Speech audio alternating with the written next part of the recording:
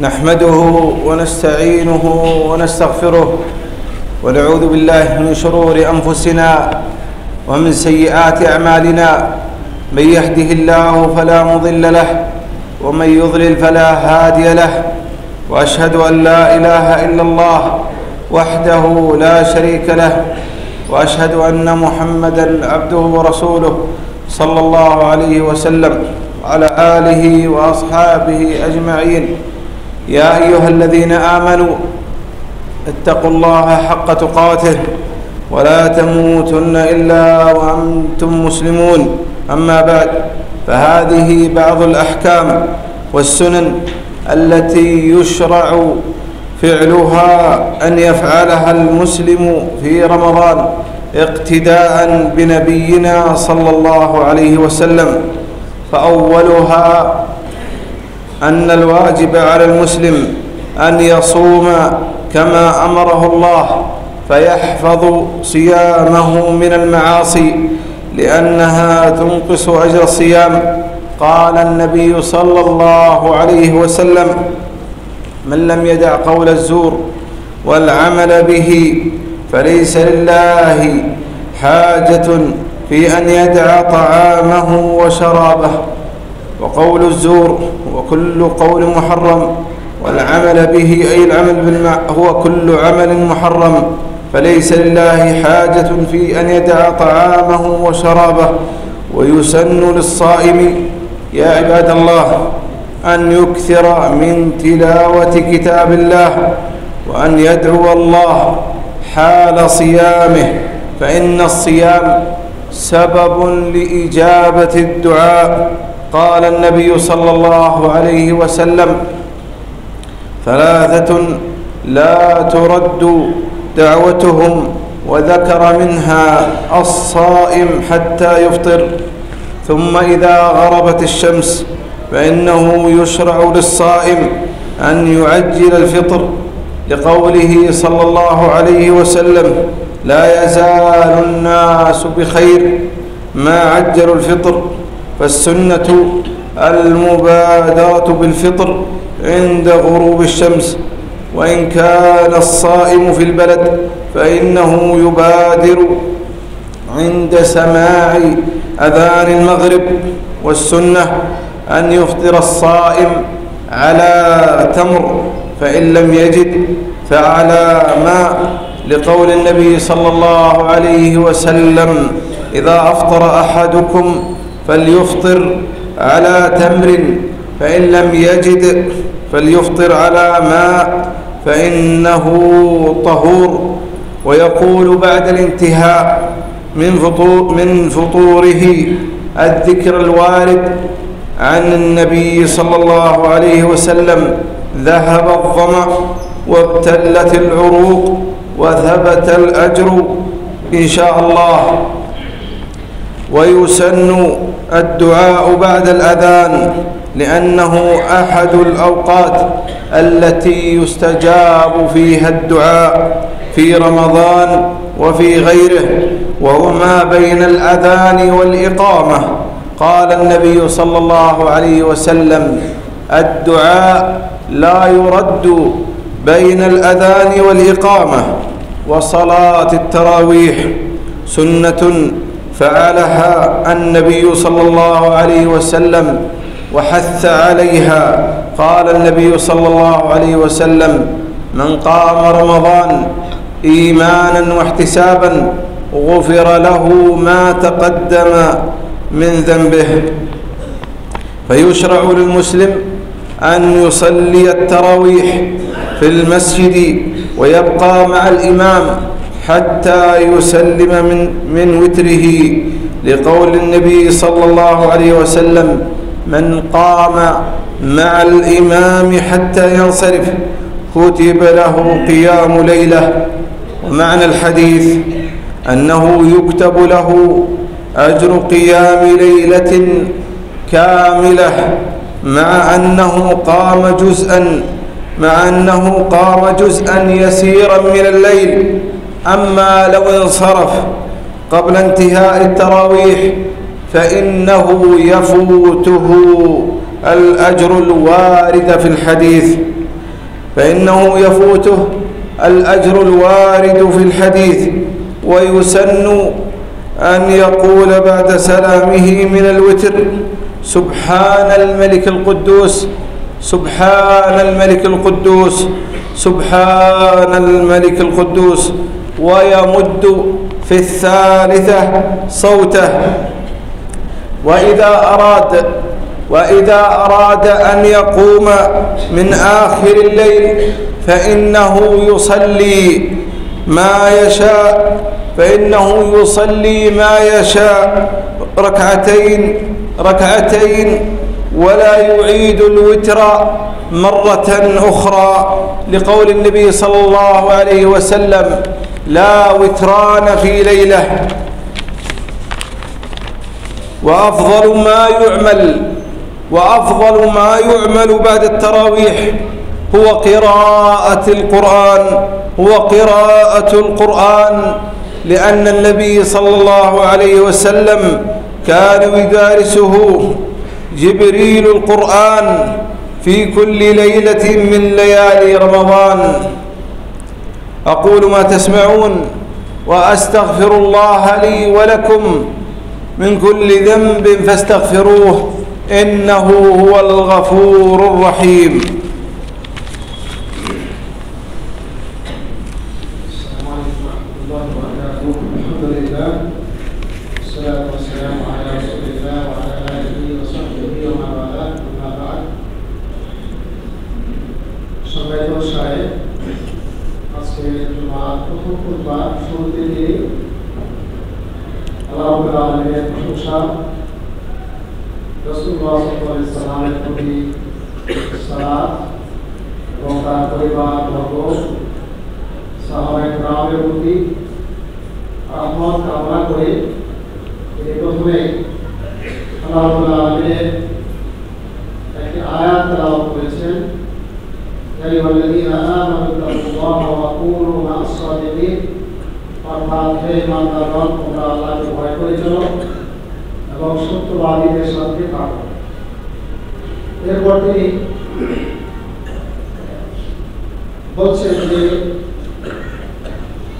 রমজান মাসের সাথে সংশ্লিষ্ট কিছু বিধিবিধান এবং সুন্নাহ যেগুলো প্রত্যেক মুসলমান করে থাকে, রাসূলুল্লাহ সাল্লাল্লাহু আলাইহি ওয়াসাল্লামের অনুসরণ। এর মধ্যে একটি হলো যে প্রত্যেক মুসলিম সিয়াম পালন করবে যেভাবে আল্লাহ রাব্বুল আলামিন তাকে নির্দেশ দিয়েছেন, এবং এই সিয়াম সে সকল ধরনের পাপাচার থেকে হেফাজত করে। কেননা অন্যায় পাপাচার সকল অবস্থায় নিষিদ্ধ, কিন্তু সিয়াম অবস্থায় কেউ যদি পাপাচারে লিপ্ত হয় তাহলে তার সিয়ামের প্রতিরোধ সেটা কমিয়ে দেয়। রাসূলুল্লাহ সাল্লাল্লাহু আলাইহি ওয়াসাল্লাম বলেছেন, যে ব্যক্তি মিথ্যা কথা ত্যাগ করল না এবং এর প্রতি আমলও সে ত্যাগ করল না, মিথ্যার সাথে জড়িয়ে থাকলো, তাহলে তার সিয়াম, তার এই খানা পরিহার করা, পানীয় পরিহার করা আল্লাহ রাব্বুল আলামিনের কোনো প্রয়োজনে আসে। এরপরে আরেকটি সুন্নাহ হলো এই সিয়ামের সাথে সংশ্লিষ্ট, সেটি হচ্ছে কোরআন তেলাওয়াত এবং সিয়াম অবস্থায় আল্লাহ রাব্বুল আলামিনের কাছে দোয়া করা, চাওয়া। কেননা সিয়াম হলো আপনার আমল কবুলের, দোয়া কবুলের একটি গুরুত্বপূর্ণ সময়। কারণ সাহেব যদি দোয়া করে আল্লাহ রাব্বুল আলামিন দোয়া করে থাকেন। রাসূলুল্লাহ সাল্লাল্লাহু আলাইহি ওয়াসাল্লাম বলেছেন, তিন ব্যক্তি দোয়া আল্লাহ রাব্বুল আলামিন ফেরত দেন। তার মধ্যে একটি হলো সিয়াম পালনকারী, যখন সে দোয়া করে। এরপরে সাহেব বলছেন যে যখন সূর্য অস্ত যায় তখন সিয়াম পালনকারীর জন্য সুন্নাহ হলো, নিয়ম হলো যে সে দ্রুত ইফতার, রাসূলুল্লাহ সাল্লাল্লাহু আলাইহি সাল্লাম বলেছেন, লা ইয়াজালু নাস বিখাইরিন মা আজালুল ফিতর। মানুষ ততক্ষণ পর্যন্ত কল্যাণের উপরে থাকবে যতক্ষণ পর্যন্ত সে তাড়াতাড়ি ইফতার করে। ইফতারের সময় হলে দেরি করার আর কোনো সুযোগ নেই। সময় হলে ইফতার করাটাই রাসূলুল্লাহ সাল্লাল্লাহু আলাইহি সাল্লামের সুন্নাহ, আর দেরি করাটা খেলাফুস সুন্নাহ। এজন্য সুন্নাহ হলো সূর্যাস্তের সঙ্গে সঙ্গে ইফতার করা। এরপর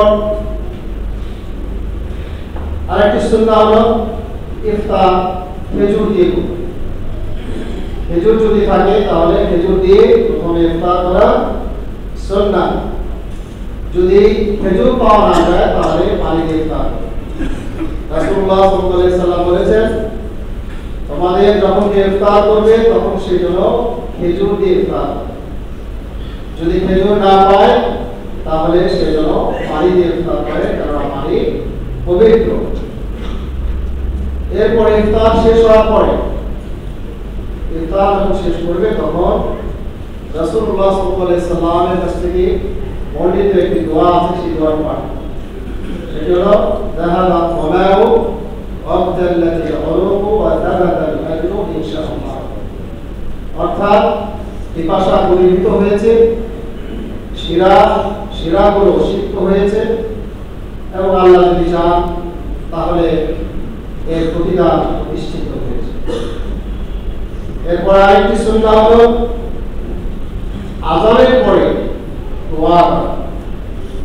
আযানের আগে ইফতারের সময় যখন দোয়ার কথা এসেছে, আযানের পরেও আমভাবে দোয়া কথা এসেছে, কেননা এই সময়টা হলো দোয়া কবুলের সময়। রাসূলুল্লাহ সাল্লাল্লাহু আলাইহি সাল্লাম বলছেন, আদ-দুআ লা ইউরাদু বাইনা আল-আযান ওয়াল ইকামা। আযান এবং ইকামত এর মাঝে যে সময়, সে সময় কেউ যদি দোয়া করে তাহলে সেটা কবুল করা হয়ে যায়, ফেরত দেওয়া হয়। এর রমজানের আরেকটি সুন্নাহ হলো তারাবির সালাত।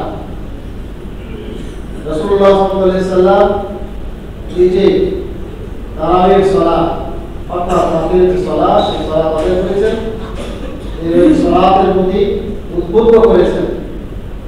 রাসূলুল্লাহ সাল্লাল্লাহু আলাইহি সাল্লাম বলেছেন, যে ব্যক্তি রমজানে কিয়াম করে ইমানের সাথে মানে, কারণ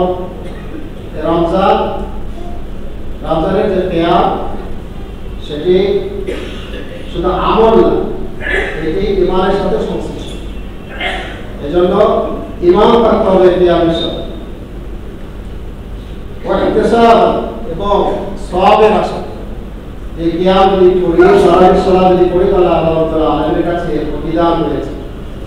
এই আশায় কেউ যদি তারাবির সালাত আদায় করে, গফির লাহু মা তাকাদ্দামা মিন যামবি, তাহলে তার পূর্বের গুনাহগুলো ক্ষমা হয়ে যাবে। সুবহানাল্লাহ। এরপরে প্রত্যেক মুসলমানের জন্য তারাবির সালাত মসজিদে এসে পড়াটা সুন্নাহ, এবং সে ইমামের সাথে ভেতরের সালাত পর্যন্ত সালাত আদায় করে। কারণ রাসূলুল্লাহ সাল্লাল্লাহু আলাইহি সাল্লাম বলেছেন, যে ব্যক্তি ইমামের সাথে কিয়াম করল যতক্ষণ না সে ফিরে যায়, অর্থাৎ শেষ পর্যন্ত, তাহলে তার জন্য পুরো রাতের কিয়াম করার সওয়াব দ্বিগুণ করা হয়। এটাই ব্যাখ্যা করে শায়েখ বলেছেন যে হাদিসের অর্থ হলো যে পরিপূর্ণ রাতের কিয়ামের সওয়াব তার জন্য লেখা হয়।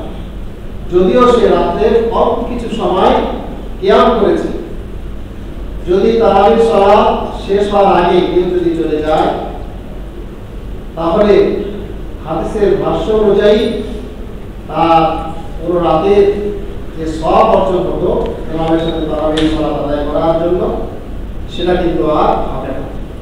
অর্থাৎ যতটুকু সে আদায় করলো ততটুকু সওয়াব সে পাবে। এরপর আরেকটি সুন্নাহ হলো, যখন তারাবির সালাত এবং বেতর আদায় হয়ে যাবে তখন একটি দোয়া কথা এসেছে, সুবহানাল মালিকিল কুদ্দুস, 3 বার পড়ার পরে শেষবার একটু উচ্চ স্বরে পড়ব এবং এটার অর্থ হলো কত পবিত্র মালিকের পবিত্রতা ঘোষণা করেছে। এরপরে শায়েখ উল্লেখ করেছে যে রাতের শেষ অংশে কেউ যদি আবার সালাত আদায় করার ইচ্ছা পোষণ করে রাতে, তাহলে সে 2 রাকাত করে পড়তে পারে। তবে ভিতর সালাত যদি আগে পড়ে থাকে তাহলে সে আর ভিতর সালাত 2 বার দ্বিতীয়বার পড়বে। রাসূলুল্লাহ সাল্লাল্লাহু আলাইহি ওয়াসাল্লাম বলেছেন যে এক রাতে 2 বার ভিতর নেই। এরপরে একটি গুরুত্বপূর্ণ আমল তারাবির সালাতের পর, সেটা হচ্ছে কোরআন তেলাওয়াত। এটা হচ্ছে সর্বোত্তম আমল তারাবির সালাত। কেন? কারণ হলো যে রাসূলুল্লাহ সাল্লাল্লাহু আলাইহি ওয়াসাল্লাম এই রমজান মাসে জিবরিল আমিন আলাইহিস সালাম তিনি এসে রাসূলুল্লাহ সাল্লাল্লাহু আলাইহি ওয়াসাল্লামকে কোরআন পাঠ করাতেন, সেটা রাত্রিবেলা। এই জন্য কোরআন তেলাওয়াত তারাবির পরে অর্থাৎ রাত্রিতে এটা হচ্ছে সর্বোত্তম আমল। এরপরে সম্মানিত সাহেব অনেক বলছেন যে আমি আল্লাহর কাছে নিজের জন্য ক্ষমা প্রার্থনা করছি এবং আপনাদের সকলের জন্য ক্ষমা প্রার্থনা করছি এবং আপনারাও আল্লাহর কাছে ক্ষমা প্রার্থনা করুন, কেননা নিশ্চয় তিনি ক্ষমা ক্ষমতা। এই কথা বলে আমার প্রথম খুতবা। الحمد لله على إحسانه والشكر له على عفوه وامتنانه، وأشهد أن لا إله إلا الله وحده لا شريك له، وأشهد أن محمدا عبده ورسوله صلى الله عليه وسلم وعلى آله وأصحابه ومن تبعهم بإحسان إلى يوم الدين وسلم تسليما كثيرا. يا أيها الذين آمنوا اتقوا الله ولتنظر نفس ما قدمت لغد واتقوا الله إن الله خبير بما تعملون. ولا تكونوا كالذين نسوا الله فأنساهم أنفسهم أولئك هم الفاسقون. أما بعد، فإن السحور سنة أمر بها النبي صلى الله عليه وسلم وبين فضلها. قال النبي صلى الله عليه وسلم: تسحروا فإن في السحور بركة. متفق عليه. وهذا أمر من النبي صلى الله عليه وسلم بالسحور، وخبر منه صلى الله عليه وسلم بأن في السحور بركة، فمن لم يتسحر فاته أجر امتثال أمر النبي صلى الله عليه وسلم وفاتته البركة. والسحور بالتمر سنة لقول النبي صلى الله عليه وسلم: نعم سحور المؤمن، نعم سحور المؤمن التمر. ووقت السحور يبدأ من الثلث الآخر من الليل، وإذا تأخر السحور حتى يكون قريبا من الفجر كان أعظم أجرا لموافقته لسنة النبي صلى الله عليه وسلم. فإذا كان يكفي للسحور ربع ساعة فيكون قبل أذان الفجر بربع ساعة.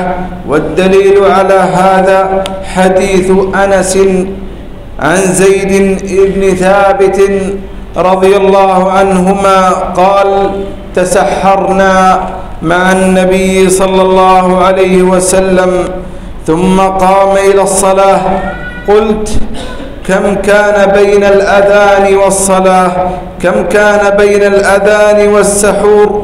قال: قدر 50 آية. متفق عليه. اللهم أعنا على ذكرك وشكرك وحسن عبادتك. اللهم إنا على صيام رمضان وقيامه إيمانا واحتسابا وتقبله منا يا كريم. اللهم إنا نعوذ بك من زوال نعمتك وتحول عافيتك وفجاءة نقمتك. اللهم إنا نعوذ بك من جهد البلاء ودرك الشقاء وسوء القضاء وشماتة الأعداء. اللهم آتنا في الدنيا حسنة وفي الآخرة حسنة وقنا عذاب النار. اللهم آت نفوسنا تقواها، اللهم آت نفوسنا تقواها وزكها أنت خير من زكاها، أنت وليها ومولاها. اللهم إنا نسألك الخير كله عاجله وآجله ما علمنا منه وما لم نعلم. اللهم إنا نعوذ بك من الشر كله عاجله وآجله ما علمنا منه وما لم نعلم. اللهم تقبل منا إنك أنت السميع العليم. اللهم صل وسلم على عبدك ورسولك محمد.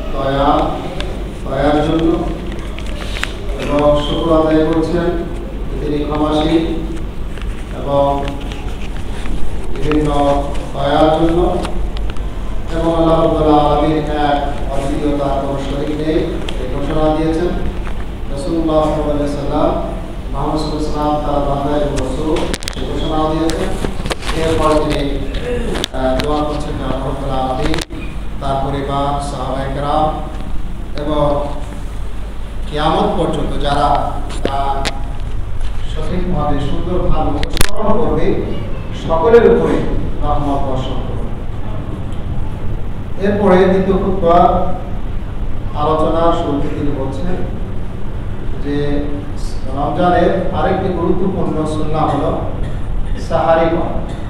সাহারি অনেক গুরুত্বপূর্ণ। নবী করিম সাল্লাল্লাহু আলাইহি সাল্লাম সাহারি করার জন্য নির্দেশ দিয়েছেন এবং এর ফজিলত বর্ণনা করেছেন। তিনি বলছেন তাসাহহারু, তোমরা সাহারি করো, সাহারি খাও। এরপরে তিনি সাহারির বর্ণনা দিতে গিয়ে বলছেন যে সাহারি নবী করিম সাল্লাল্লাহু আলাইহি সাল্লামের নির্দেশ এবং তার পক্ষ থেকে এটা সংবাদ দেওয়া হয়েছে যে সাহারির মধ্যে বারাকাত আছে। সুতরাং কেউ যদি এই সাহারি গ্রহণ না করে তাহলে নবী করিম সাল্লাল্লাহু আলাইহি সাল্লামের অনুসরণে যে সওয়াব, যে আজর, সেটা কিন্তু সে পাবে। সাহারি যদি কেউ নাও করে সিয়াম কিন্তু হয়ে যাবে, কিন্তু সাহারি না করার কারণে রাসূলুল্লাহ সাল্লাল্লাহু আলাইহি সাল্লামের যে আনুগত্য ছিল সেটা অনুসরণ না করার কারণে সে সওয়াব থেকে বঞ্চিত হবে। এবং যে বারাকার কথা বলা হয়েছে সাহারির মধ্যে, সেই বারাকা থেকেও সে বঞ্চিত। এবং যেমনি ভাবে ইফতারের সময় রাসূলুল্লাহ সাল্লাল্লাহু আলাইহি সাল্লাম খেজুর দিয়ে ইফতারের কথা বলেছিলেন, ঠিক তেমনি ভাবে সাহারির কথাও রাসূলুল্লাহ সাল্লাল্লাহু আলাইহি সাল্লাম খেজুর দিয়ে বলেছেন। যেমনি ভাবে হাদিসে এসেছে আল্লাহ রাসূল সাল্লাল্লাহু আলাইহি সাল্লাম বলেছেন না সাহুরুল মুমিনিন তামর, মুমিন ব্যক্তির সবচেয়ে উত্তম সাহারি হচ্ছে কি খেজুর। সাহারির সময় শুরু হয় রাত্রের তৃতীয় অংশ থেকে, রাত্রের 3 ভাগে শেষ ভাগ থেকে সাহারির সময় শুরু হয়ে যায়। তবে এই সাহারির সময় যদি একদম সর্বশেষ যে সময়, সে সময় যদি হয় তাহলে সেটা সবচেয়ে উত্তম, ফজরের কাছাকাছি, তাহলে এটা সবচেয়ে বেশি সওয়াব পাওয়া যাবে। কারণ রাসূলুল্লাহ সাল্লাল্লাহু আলাইহি সাল্লাম সর্বশেষ সময় তিনি সাহারি। এই জন্য বলছে যে সাহারি করার জন্য যদি 15 মিনিট সময় যদি যথেষ্ট হয় তাহলে আজানের 15 মিনিট আগে সে সাহারি। দলিল কি? আনাস রাদিয়াল্লাহু তাআলা আনহু থেকে বর্ণিত, তিনি বর্ণনা করছেন যায়েদ ইবনে সাবিত রাদিয়াল্লাহু তাআলা। তিনি বলছেন যে তাসাহহারনা মা নবী সাল্লাল্লাহু আলাইহি সাল্লাম, আমরা নবী মুহাম্মদ সাল্লাল্লাহু আলাইহি সাল্লামের সাথে সাহারি করলাম। তো মাকামা ইলা সালাত, এরপর তিনি সালাতে দণ্ডায়মান হলেন, ফজর সালাত পড়লেন। বলতো আনাস রাদিয়াল্লাহু তাআলা আনহু যায়েদ ইবনে সাবিত রাদিয়াল্লাহু তাআলা জিজ্ঞাসা করছেন যে কানা বাইনা আযান ওয়া সালাত, আযান এবং সাহারির মাঝখানে কতটুকু সময় ছিল? তখন তিনি জবাব দিলেন কাদরু 50 আয়াত, এর মাঝে সময় ছিল 50টা আয়াত পড়তে যতটুকু সময় লাগে। মাঝারি যে আয়াতগুলো আছে সে আয়াতগুলো পড়তে যতটুকু সময় লাগে ততটুকু সময় এই সাহারি এবং আযানের মাঝখানে ছিল। তাহলে বোঝা যাচ্ছে যে ফজরের কাছাকাছি সময়ে সাহারি করাটা সবচেয়ে উত্তম এবং সবচেয়ে ফজিলত। আল্লাহ রাব্বুল আলামিন আমাদের সকলকে তৌফিক দান করুন। এরপরে শায়েখ অনেক লম্বা দোয়া করেছেন। দোয়াগুলোর মধ্যে প্রথম যে দোয়া ছিল, হে আল্লাহ, আপনি আমাদেরকে আপনার স্মরণের ক্ষেত্রে, আপনার শুকরিয়া আদায়ের ক্ষেত্রে এবং ইবাদত যেন সুন্দরভাবে আদায় করতে পারি সেক্ষেত্রে আপনি আমাদেরকে সাহায্য করুন। হে আল্লাহ, আপনি আমাদেরকে রমজানের সিয়াম এবং কিয়াম, ঈমান এবং সওয়াবের আশায় পালনের ক্ষেত্রে আপনি আমাদেরকে সাহায্য করুন এবং আমাদের কাছ থেকে আপনি আমাদের এই সিয়ামকে কবুল করুন। হে আল্লাহ, আপনি আমাদের যারা অভিভাবক, যারা দায়িত্বশীল, তাদেরকে আপনি যা পছন্দ করেন, যা ভালোবাসেন সে কাজের জন্য তাদেরকে তৌফিক দান করুন। হে আল্লাহ, আপনি আমাদেরকে, আমাদের যারা দায়িত্বশীল আছে তাদের দ্বারা ইসলাম এবং সুন্নাহকে আপনি সম্মানিত করুন, তাদের দ্বারা আপনি শিরক এবং বিদআতকে মূলোৎপাটন করুন। হে আল্লাহ, আপনি আমাদের দেশকে হেফাজত করুন, সকল মুসলিম রাষ্ট্রকে হেফাজত করুন যাবতীয় অকল্যাণ থেকে। হে আল্লাহ, আপনি আমাদেরকে দুনিয়া এবং আখিরাতে যাবতীয় কল্যাণ দান এবং জাহান্নামের আযাব থেকে আপনি আমাদেরকে রক্ষা করুন। হে আল্লাহ, আপনি সালাম এবং রহমত বর্ষণ করুন আমাদের নবী মুহাম্মদ সাল্লাল্লাহু আলাইহি সাল্লামের উপর, তার পরিবারবর্গ এবং সকল সাহাবী। সাল্লাল্লাহু তাআলা আলা নবিয়িনা মুহাম্মদ ওয়া আলা আলিহি